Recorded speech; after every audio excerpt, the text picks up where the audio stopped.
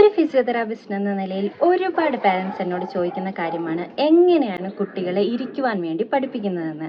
കുഞ്ഞു മക്കളെ ഇരിക്കുവാൻ വേണ്ടിയിട്ടുള്ള ആക്ടിവിറ്റീസ് ചെയ്യിപ്പിക്കുകയാണെങ്കിൽ അവർ പെട്ടെന്ന് ആ മൈൽസ്റ്റോൺ അച്ചീവ് ചെയ്യാനായിട്ട് നമുക്ക് ഹെൽപ്പ് ചെയ്യാൻ സാധിക്കും. ഈ വീഡിയോസ് കണ്ടു കഴിയുമ്പോഴത്തേക്കും നിങ്ങൾക്ക് ഏത് ടൈമിലാണ്, ഏത് ഡെവലപ്മെന്റൽ റേഞ്ചിലാണ് കുട്ടികൾ ഇരിക്കുന്നതെന്ന് മനസ്സിലാക്കാൻ സാധിക്കുകയും അതുപോലെ തന്നെ 5 കീ ആക്ടിവിറ്റീസ്, അതായത് 5 ടിപ്സ് ഉള്ള ആക്ടിവിറ്റീസ് നിങ്ങൾക്ക് കുട്ടികളുമായി ഇപ്പോൾ തന്നെ ചെയ്യുവാൻ സാധിക്കുകയും ചെയ്യും. അപ്പോൾ ഈ വീഡിയോ അവസാനം വരെ കാണൂ. അതുപോലെ തന്നെ നിങ്ങളുടെ കുട്ടികളെ എത്രയും പെട്ടെന്ന് ഇരിക്കുവാനായിട്ട് ഈ ആക്ടിവിറ്റീസിലൂടെ ബൂസ്റ്റ് ചെയ്യും. ഇതുപോലെ വെറൈറ്റി ആയിട്ടുള്ള parenting and baby care tips നിങ്ങൾക്ക് അറിയണമെങ്കിൽ തീർച്ചയായിട്ടും ഈ ചാനൽ സബ്സ്ക്രൈബ് ചെയ്യൂ.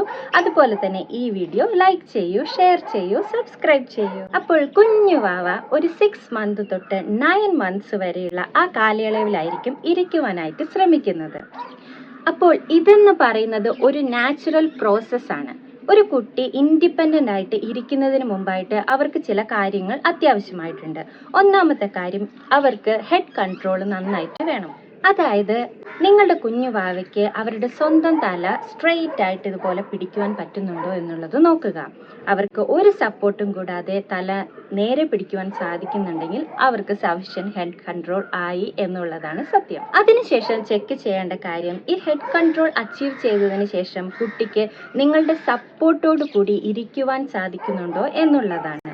അതായത് നിങ്ങൾ ഇതുപോലെ റിബ് കേജിലും ഹിപ്പിൻ്റെ ഏരിയയുമായിട്ട് നിങ്ങളിങ്ങനെ കുട്ടീനെ സപ്പോർട്ട് ചെയ്യുമ്പോൾ കുഞ്ഞിന് സ്ട്രെയിറ്റ് ആയിട്ട് ഇരിക്കുവാൻ സാധിക്കുന്നുണ്ടോ എന്നുള്ളത് ചെക്ക് ചെയ്യുക. ഇതുപോലെ സപ്പോർട്ടോടുകൂടി കുഞ്ഞുവാവ ഇരുന്നതിന് ശേഷം നിങ്ങൾ പതുക്കെ ആ കൈ റിലീസ് ചെയ്യുമ്പോൾ കുട്ടി കുറച്ച് സ്ലൗച്ച് ചെയ്തിട്ട് കൈ സപ്പോർട്ടോടു കൂടിയോ അല്ലെങ്കിൽ ഒന്ന് സ്ലൗച്ച് ചെയ്തിട്ട് ഇരിക്കുകയോ ചെയ്യുകയാണെങ്കിൽ ആ കുഞ്ഞിന് സിറ്റിങ്ങിനുള്ള സമയമായി എന്നാണ് അർത്ഥം. അപ്പോൾ ഇതുപോലുള്ള മസിൽ സ്ട്രെങ്ത് അച്ചീവ് ചെയ്തിട്ടുള്ള കുഞ്ഞു ബേബീസിന് നമുക്ക് ഈ പറയുന്ന 5 ആക്ടിവിറ്റീസ് ചെയ്യിപ്പിച്ച് കഴിയുമ്പോഴത്തേക്കും കുട്ടി തന്നെ ഇരിക്കുകയും without their hand support, okay, അപ്പോൾ ഹാൻഡ് സപ്പോർട്ട് ഇല്ലാതെ തന്നെ അവർ ഇരിക്കുകയും അതുപോലെ തന്നെ ഈ സിറ്റിംഗ് പൊസിഷനിൽ നിന്ന് അവർക്ക് കൈകൾ ഇങ്ങനെ റീച്ച് ചെയ്യുമ്പോൾ സാധനങ്ങളോ എന്തെങ്കിലും ടോയ്സ് ഒക്കെ എടുക്കാൻ പറ്റുന്നു.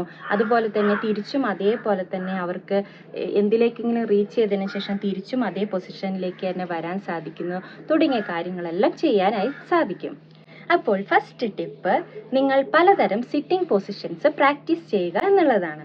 ഒന്നാമത്തെ സിറ്റിംഗ് പൊസിഷൻ, നിങ്ങൾ കുട്ടീനെ നിങ്ങളുടെ മടിയിൽ ഇരുത്തുക എന്നുള്ളതാണ്. എന്നിട്ട് കുട്ടിയുടെ റിബ് കേജിലും ഹിപ്പിലുമായിട്ട് ഇതുപോലെ സപ്പോർട്ട് ചെയ്ത് പിടിക്കുക. എന്നിട്ട് കുട്ടി ആ പൊസിഷനിൽ സ്റ്റേബിൾ ആയതിനു ശേഷം നിങ്ങൾ പതുക്കെ ഒന്ന് കുട്ടീനെ സ്ലൈറ്റ് ആയിട്ട് ഒരു സൈഡിലേക്ക് പതുക്കെ ചെരിക്കുക. ആ സമയത്ത് കുട്ടി വീണ്ടും അതേ പൊസിഷനിലേക്ക് തിരിച്ചു വരാൻ വേണ്ടി അവരുടെ ഓപ്പോസിറ്റ് സൈഡിലുള്ള ഈ മസിൽസ്, റിബ് കേജിൻ്റെ മസിൽസ് യൂസ് ചെയ്ത് വീണ്ടും തിരിച്ച് ആ പൊസിഷനിലേക്ക് എത്തും. അപ്പോൾ ഇങ്ങനെയുള്ള ആക്ടിവിറ്റീസ് കൊടുക്കുന്നതിലൂടെ നിങ്ങൾക്ക് ഈ റിബ് കേജ് മസിൽസ് സ്ട്രെങ്തൻ ചെയ്യാനായിട്ട് സാധിക്കും. രണ്ടാമത്തെ സിറ്റിംഗ് പൊസിഷൻ, നിങ്ങൾ കാലുകൾ നീട്ടി വെച്ചതിന് ശേഷം അതിൻ്റെ ഇടയിലായിട്ട് കുഞ്ഞിനെ ഇരുത്തുക. എന്നിട്ട് കുഞ്ഞിനെ റിബ് കേജിലെ ഹിപ്പിലുമായിട്ട് സപ്പോർട്ട് ചെയ്ത് പിടിക്കുക. കുട്ടി ആ ഒരു പൊസിഷൻ ഹോൾഡ് ചെയ്തതിന് ശേഷം അതിൽ സ്റ്റെബിലൈസ് ആയതിനു ശേഷം പതുക്കെ ആയി കൈകൾ മാറ്റുമ്പോൾ കുട്ടിയുടെ തന്നെ കൈയുടെ സപ്പോർട്ടോട് കൂടിയോ അല്ലെങ്കിൽ ഒന്ന് സ്ലൗച്ച് ചെയ്തിട്ടോ ഇരിക്കുന്നതാണ്. ഇങ്ങനെ ഒരു സിറ്റിംഗ് പൊസിഷൻ പ്രാക്ടീസ് ചെയ്യുമ്പോൾ കുട്ടിയുടെ കോർ മസിൽസ് സ്ട്രെങ്തൻ ആവാൻ വേണ്ടിയിട്ട് ഹെൽപ്പ് ചെയ്യും. ഈ ഒരു പൊസിഷനിൽ ഇരിക്കുമ്പോൾ അഥവാ അവർ സൈഡിലേക്ക് പതുക്കെ ചെരിഞ്ഞു പോവുകയാണെങ്കിൽ അവരവരുടെ കൈ കൊണ്ട് തന്നെ നിങ്ങളുടെ കാലുകളിൽ അമർത്തിയിട്ട് സപ്പോർട്ട് ചെയ്ത് തിരിച്ച് ആ പൊസിഷനിലേക്ക് വരുവാൻ വേണ്ടി ശ്രമിക്കുന്നതാണ്. ഇത് അവരുടെ മസിൽ സ്ട്രെങ്തനിങ്ങിനെ ഹെൽപ്പ് ചെയ്യും. അങ്ങനെ ഈ പൊസിഷൻ കുട്ടികൾ കൂടുതൽ പഠിച്ചതിന് ശേഷം അവരുടെ മസിൽസ് കൂടുതൽ സ്ട്രെങ്തൻ ആയതിനു ശേഷം നിങ്ങൾക്ക് നിങ്ങളുടെ കാലുകൾ കുറച്ചുകൂടെ വിടർത്തി വെക്കാവുന്നതാണ്. അപ്പോൾ കുട്ടികൾ കൂടുതൽ സൈഡിലേക്ക് പോകുമ്പോൾ അത് തിരിച്ച് അവരുടെ ആ ഒരു സ്റ്റാർട്ടിംഗ് പൊസിഷനിലേക്ക് തന്നെ വരാൻ വേണ്ടി ശ്രമിക്കുമ്പോൾ കൂടുതൽ മസിൽ കൺട്രോൾ ഗെയിൻ ചെയ്യാനായിട്ട് സാധിക്കും. അപ്പോൾ ഗ്രാജുവലി ഈ 2 സിറ്റിംഗ് പൊസിഷനും കുട്ടി അച്ചീവ് ചെയ്തതിന് ശേഷം നിങ്ങൾക്ക് കുട്ടീനെ ഒരു പില്ലോ ഉപയോഗിച്ച് ഇരുത്താവുന്നതാണ്. ഏറ്റവും ബെസ്റ്റ് ആയിട്ടുള്ളത് നഴ്സിംഗ് പില്ലോയാണ്. അല്ലെങ്കിൽ നിങ്ങൾക്ക് കുഷ്യൻസ് ഒക്കെ യൂസ് ചെയ്തിട്ടും കുട്ടീനെ ഇങ്ങനെ ഇരുത്താവുന്നതാണ്. അപ്പോൾ ഈ നഴ്സിംഗ് പില്ലോ യൂസ് ചെയ്തിട്ട് കുട്ടി ഇരിക്കുമ്പോൾ കുട്ടി ഇതേപോലെ തന്നെ സ്ലൗച്ച് ചെയ്തിട്ടും കൈ പിടിക്കാനൊക്കെ പോവും. പക്ഷെ അവർ വീണ്ടും പ്രോപ്പർ പൊസിഷനിലേക്ക് തിരിച്ചു വരാനായിട്ട് ശ്രമിക്കും. ഇനി ഈ സിറ്റിംഗ് പൊസിഷൻസ് എല്ലാം ഗെയിൻ ചെയ്തതിന് ശേഷം നിങ്ങൾക്ക് അത് പ്രോഗ്രസ് ചെയ്യാവുന്ന മറ്റൊരു പൊസിഷനാണ് ഇതേപോലെ തന്നെ പില്ലോ ഉപയോഗിച്ച് നിങ്ങൾ കുട്ടീനെ ഇരുത്തുക. എന്നിട്ട് കുട്ടിയുടെ കാലുകളുടെ ഇടയിൽ ഒരു ടോയ്, കുറച്ച് വലുതായിട്ടുള്ള ഒരു ടോയ് പ്ലേസ് ചെയ്യുക. അപ്പോൾ കുട്ടി അതിലേക്ക് പിടിക്കാനും അതുമായിട്ട് കളിക്കാനും ഒക്കെ ശ്രമിക്കുമ്പോൾ കുട്ടി കൂടുതൽ സ്ട്രെയിറ്റ് ആയിട്ടും നിവർന്നും ഇരിക്കാനൊക്കെ ആയിട്ട് അത് ഹെൽപ്പ് ചെയ്യും.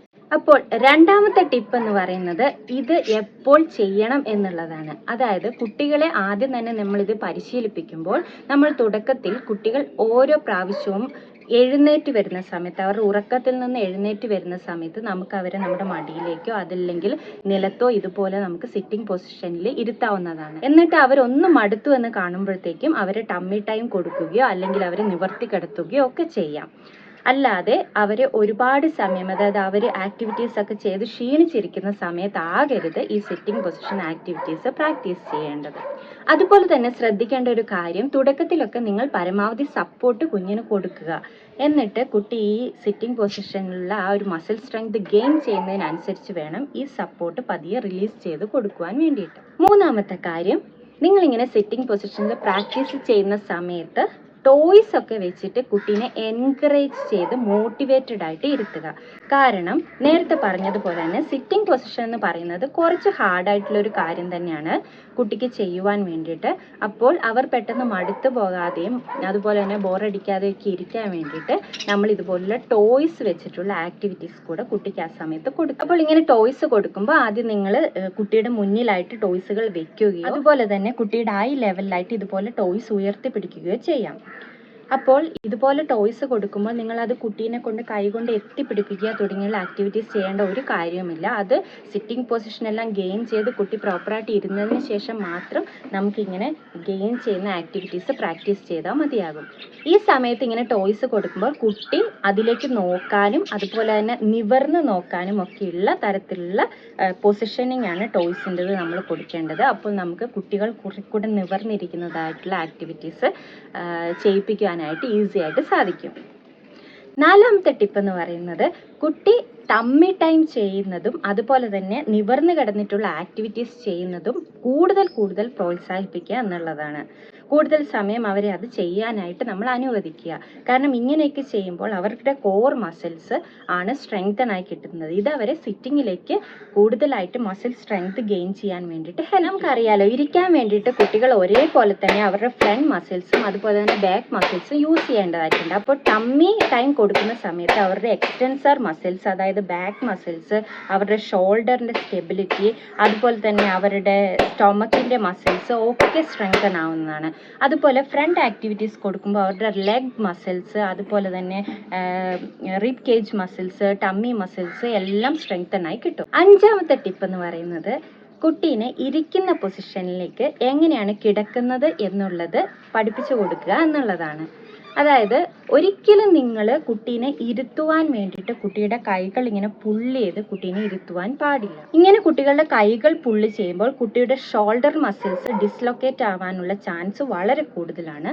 അത് തീർച്ചയായിട്ടും ശ്രദ്ധിക്കുക. നിങ്ങൾ ലൈൻ പൊസിഷനിൽ നിന്ന് കുട്ടീനെ എഴുന്നേൽപ്പിക്കുമ്പോൾ ഇതുപോലെ ഒരു സൈഡിലേക്ക് പയ്യെ ചെരിച്ചിട്ട് ഒരു കൈ കുത്തി വേണം കുട്ടീനെ എഴുന്നേൽപ്പിച്ച് ഇരുത്തുവാൻ വേണ്ടിയിട്ട്. അപ്പോൾ അവർക്കും ആ ഒരു പ്രോപ്പർ പാറ്റേൺ മനസ്സിലാവുന്നതാണ്. അതുപോലെ തന്നെ നിങ്ങളെ കുഞ്ഞിനെ കിടത്തുമ്പോഴും ഇതേ പാറ്റേൺ തന്നെ ഫോളോ ചെയ്യണം. കുഞ്ഞിനെ സൈഡിലേക്ക് ചെരിച്ച് കൈകൾ കുത്തി വേണം സൈഡ് ചെരിച്ച് കിടത്തി നിവർത്തുക എന്നുള്ള ആ ഒരു പാറ്റേണിലേക്ക് വേണം നിങ്ങൾ കുട്ടീനെ കിടത്തുവാൻ വേണ്ടിയിട്ടും.